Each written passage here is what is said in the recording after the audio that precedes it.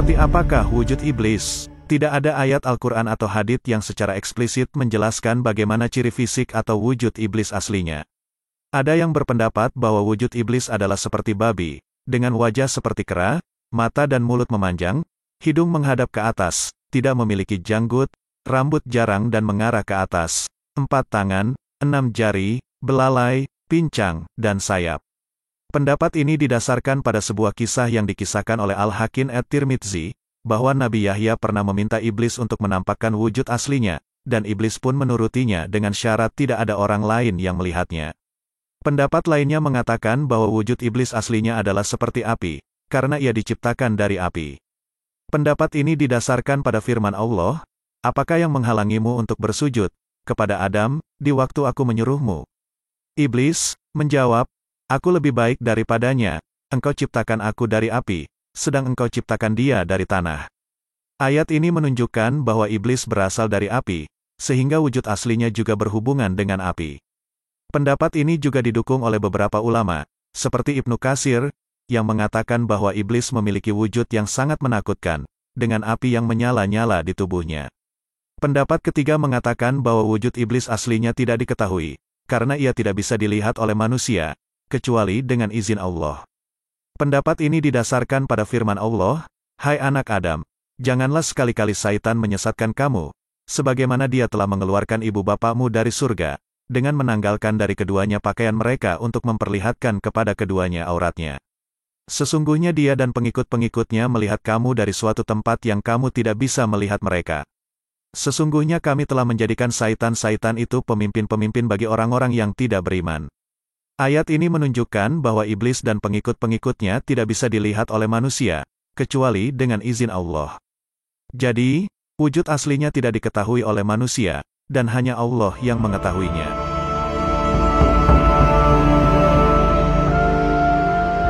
Bagaimanakah asal-usul iblis? Iblis adalah makhluk yang diciptakan dari api, dari golongan jin.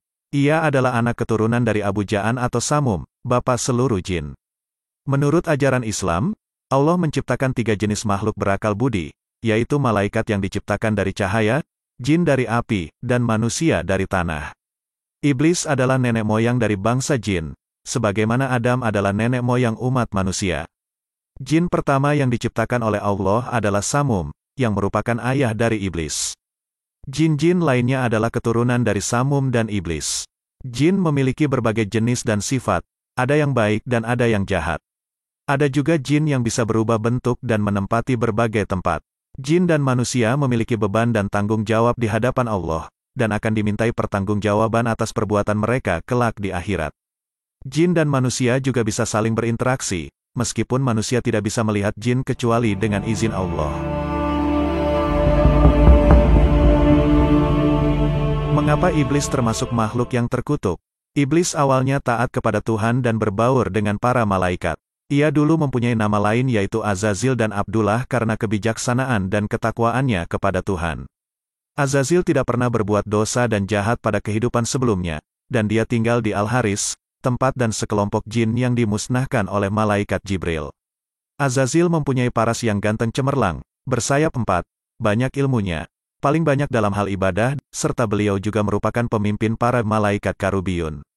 Azazil mempunyai tempat di beberapa surga, mendengarkan pesan-pesan rahasia Allah, dan mempunyai julukan yang sangat baik di setiap surga, seperti Ar-Rafiyah, yang beribadah, Al-Ma'un, Al-Mazinah, Sujud Desbe. Azazil di masa lalu dipimpin oleh malaikat Jibril untuk menghukum kaum jin yang melakukan kerusakan di muka bumi, dan dia melakukan apa yang diperintahkan Allah, menghukum kaumnya sendiri yang selalu berbuat dosa. Namun ketika Allah memerintahkan para malaikat untuk sujud kepada Adam, iblis menolak dan bersikap sombong karena merasa lebih mulia dari Adam. Lalu Allah bertanya kepada iblis, "Apa yang menghalangimu untuk sujud kepada Adam ketika aku memerintahkanmu?" Iblis menjawab, "Aku lebih baik darinya. Engkau ciptakan aku dari api, sedangkan engkau ciptakan dia dari tanah." Allah berfirman, "Turunlah dari surga itu, karena kamu seharusnya berbangga di dalamnya, maka keluarlah, sesungguhnya kamu termasuk orang-orang yang rendah." Iblis memohon kepada Allah, "Beri aku kelonggaran sampai mereka dibangkitkan." Allah berfirman, "Sesungguhnya kamu termasuk orang-orang yang diberi kelonggaran." Iblis bersumpah, Dengan kekuasaanmu, aku akan menyesatkan mereka semua, kecuali hamba-hambamu yang ikhlas di antara mereka. Allah bersabda, inilah jalan yang lurus bagiku. Sesungguhnya hamba-hambaku, kamu tidak berkuasa atas mereka, kecuali orang-orang yang mengikuti kamu termasuk orang-orang yang sesat.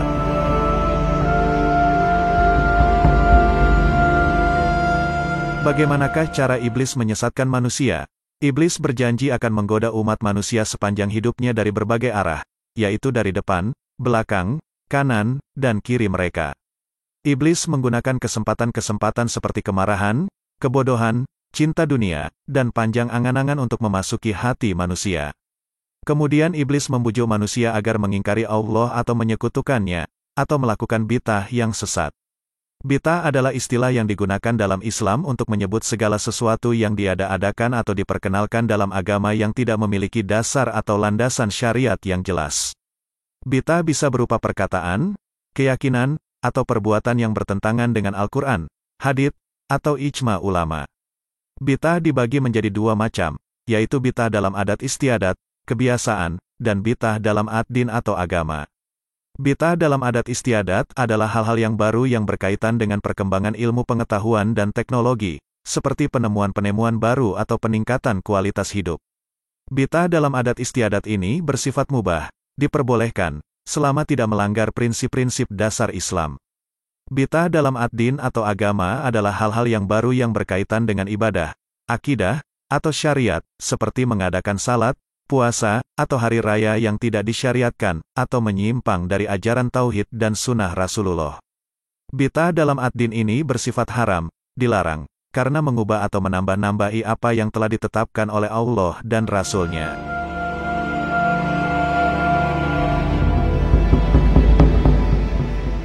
Apakah iblis bisa merubah wujud menyerupai manusia atau hewan?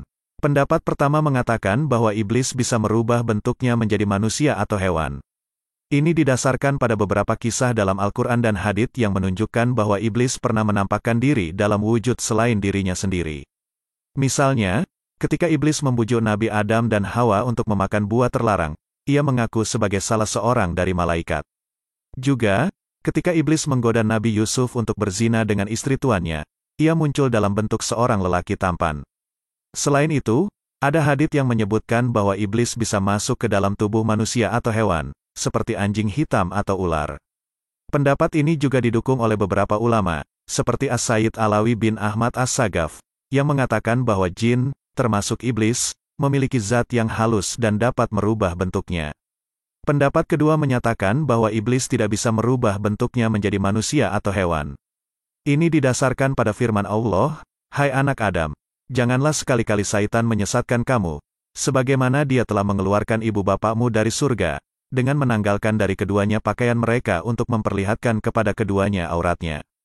Sesungguhnya dia dan pengikut-pengikutnya melihat kamu dari suatu tempat yang kamu tidak bisa melihat mereka.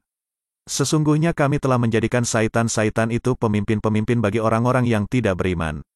Ayat ini menunjukkan bahwa iblis dan pengikut-pengikutnya tidak bisa dilihat oleh manusia, kecuali dengan izin Allah.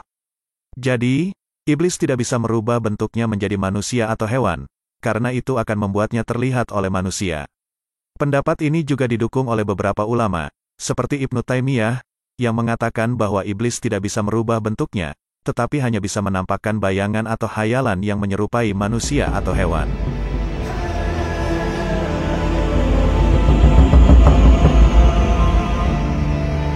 Bagaimanakah cara menghindari godaan iblis? Iblis sedih dan lemah ketika manusia melakukan hal-hal sebagai berikut. 1. Mengakui Allah sebagai Tuhan yang esa dan tidak menyekutukannya. Ini adalah kewajiban pertama dan utama bagi setiap muslim, yang disebut dengan syahadat. Iblis akan berusaha membisikkan kepada manusia agar mengingkari Allah atau menganggap ada sesuatu yang setara dengannya, seperti berhala, nabi, atau wali. 2. Mengikuti sunnah Rasulullah dalam segala hal. Rasulullah adalah teladan terbaik bagi umat manusia, yang telah menyampaikan risalah Allah dengan sempurna. Iblis akan membujuk manusia agar menyimpang dari ajaran Rasulullah atau mengikuti bid'ah yang sesat. 3. Menjaga diri dari hawa nafsu dan syahwat. Hawa nafsu dan syahwat adalah kecenderungan jiwa manusia untuk menyukai hal-hal yang sesuai dengan keinginan dan selera dirinya, tanpa memperhatikan batas-batas yang telah ditentukan oleh Allah. Iblis akan menggoda manusia agar melampaui batas dalam hal makan, minum, berpakaian, bercanda, bermusik, berhibur, berzina, berjudi, dan sebagainya. 4. Menyebarkan kebenaran, keadilan, dan persatuan di antara manusia. Kebenaran, keadilan, dan persatuan adalah hal-hal yang membangun peradaban dan kemaslahatan manusia. Iblis akan meniupkan dusta, hasad, dengki, iri, benci, dan marah ke dalam hati manusia agar mereka saling menipu, menzalimi, membenci, dan memerangi satu sama lain. 5. Melaksanakan atau meningkatkan ibadah. Ibadah adalah segala bentuk penghambaan diri kepada Allah dengan cara yang telah ditunjukkan oleh Rasulullah. Iblis akan membuat manusia malas, lupa, atau sengaja meninggalkan ibadah, seperti salat, puasa, zakat, haji, dan lain-lain. Iblis juga akan mengganggu konsentrasi dan khusyuk manusia saat beribadah. 6. Menolak atau menghindari bisikan dan godaan iblis. Bisikan dan godaan iblis adalah suara-suara halus yang masuk ke dalam pikiran manusia, yang mengajak mereka untuk melakukan hal-hal yang tidak baik atau tidak benar.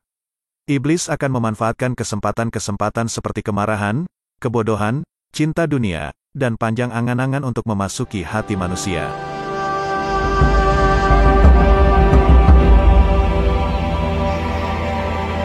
Kapan dan bagaimana iblis meninggal? Pendapat pertama mengatakan bahwa iblis tidak akan mati sampai hari kiamat. Ini didasarkan pada firman Allah, dan iblis berkata, "Ya Tuhanku, beri tangguhlah aku sampai hari mereka dibangkitkan." Allah berfirman, "Sesungguhnya kamu termasuk orang-orang yang diberi tangguh, sampai hari waktu yang telah ditentukan." Ayat ini menunjukkan bahwa iblis meminta penangguhan dari siksa Allah sampai hari kiamat, dan Allah mengabulkannya.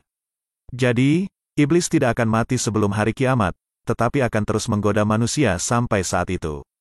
Pendapat kedua menyatakan bahwa iblis akan mati sebelum hari kiamat, tetapi tidak diketahui kapan dan bagaimana.